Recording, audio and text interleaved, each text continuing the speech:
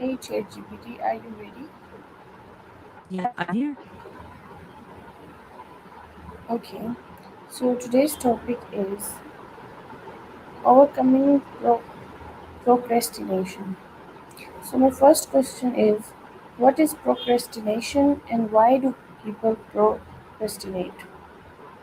Procrastination is when we put off tasks that we probably should be doing, even though we know it might cause stress later. People do it for all kinds of reasons, like fear of failure or wanting everything to be perfect before starting, or even just feeling overwhelmed. Sometimes it's not laziness at all. It's more like coping with anxiety or uncertainty by delaying. Okay. What are the most common causes of procrastination? Sure. Some of the big ones include fear of failure. So people avoid starting because they worry the result won't be good enough. Then there's perfectionism, where if they can't do it exactly right, they delay. Sometimes it's they overwhelm, like the task feels too big, so they don't know where to begin. And yeah, plain old distractions too, like easy entertainment or social media can also pull us away from starting.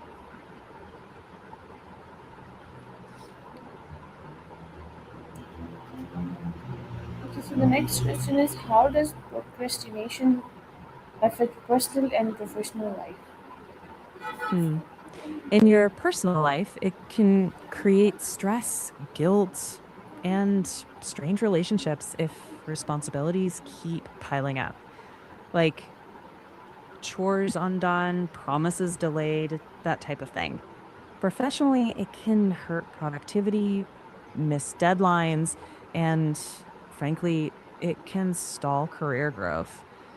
People might underperform not because they can't do the work, but because starting feels hard. And then that stress from work can bleed back into home. So it just tends to kind of infest every area of your life. What is the difference between procrastination and laziness? Great question. Procrastination is when you want to do something, but you delay it for emotional reasons like fear, overwhelm, or wanting it to be perfect. And true laziness, is more like not caring to do it at all. Like no real internal push or guilt about avoiding it. Honestly, most people who procrastinate aren't lazy at all. They care a lot, actually, almost too much. Okay, so why do people delay important tasks even when they knew the consequences? Because knowing isn't the same as feeling motivated in the moment. The brain tends to prioritize immediate comfort. So even if we know logically that future us will be stressed, in the moment, present us just wants relief. So it's that gap between intention and emotional readiness. The consequence feels too distant to compete with that short term relief. Okay, how can fear of failure lead to procrastination? When someone fears failing or not meeting expectations, starting the task can feel threatening. So avoiding it seems safer than risking that failure. But of course, then not starting creates its own stress and confirms that fear. So it's a loop. Delay feels like protection, but it actually keeps the fear alive. Okay, how can setting clear goals help overcome procrastination? Clear goals break big, scary tasks into doable steps. So it's less overwhelming and more startable. Instead of write a report, you try write the first paragraph. That shift lowers the mental resistance, and each small win builds momentum. That momentum makes it easier to keep moving instead of putting it off. It turns a vague pressure into a concrete action you can actually do right now. Okay, why is breaking large tasks into smaller steps effective? Because small steps feel manageable and they give quick wins. Those wins release a little burst of motivation, which makes the next step less daunting. Instead of climbing a mountain, you're just taking one step at a time. That perspective keeps you from feeling trapped by the size of the task. It keeps the progress concrete. Okay, how does the Pomodoro technique help improve focus?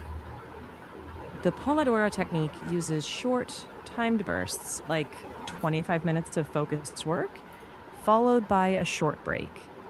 That makes focus feel doable because you're not committing to endless work, just one short sprint, then a guaranteed pause. It trains your attention muscle, but also respects that attention naturally drifts. So you're less likely to burn out or wander off. It's simple, but surprisingly powerful.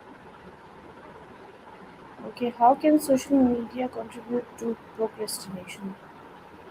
Social media is a master at stealing your attention. The endless scroll, little rewards, likes, new posts, they're all designed to keep you hooked. So when you mean to work for 5 minutes and suddenly it's 45 minutes later, that's how it feeds procrastination. It makes starting a real task feel even heavier by comparison. And yeah, it uses up your attention energy before the important work even gets a chance. Okay, what strategies can help you stay focused on your priorities? Hang on a second. Here are a few. Start each day by choosing your 1 to 3 top priorities. Tackle the biggest important one first. Break that into small steps. A few timers and other tricks to time management tricks can help with momentum. And yeah, a clean workspace, fewer notifications, and realistic deadlines. Those help too. Consistency beats perfection. Just Okay, focusing on that top task a little every day makes a huge difference. okay, what should you do when you lose motivation? Let me think. Losing motivation happens to everyone. Instead of waiting for it, lean on routine. Start with the smallest step. Remind yourself why the task matters. Take a short walk. Sometimes that reset helps. And if you're stuck, talk it out with someone. A new perspective can often help that task seem less overwhelming. The key is small, consistent actions, not waiting to feel motivated.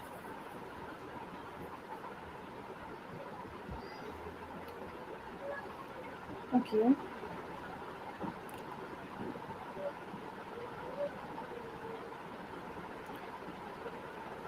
okay, so how does stress influence procrastination?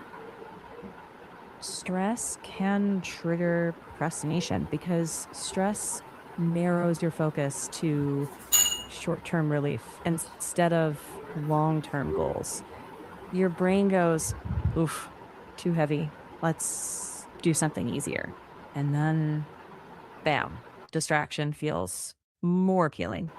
Breaking tasks down, managing stress with things like short breaks, walks, talking it out, that can help undo that spiral a bit. The goal is make the task feel less threatening, more approachable.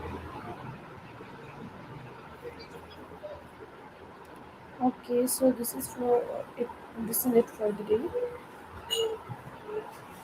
Sure, you're welcome. I hope your talk about procrastination goes well. Today, we covered what it is, common causes, fear of failure, how it affects life, the difference from laziness, clear goals, Pomodoro, social media traps, strategies for focus, and what to do when motivation dips. Good luck.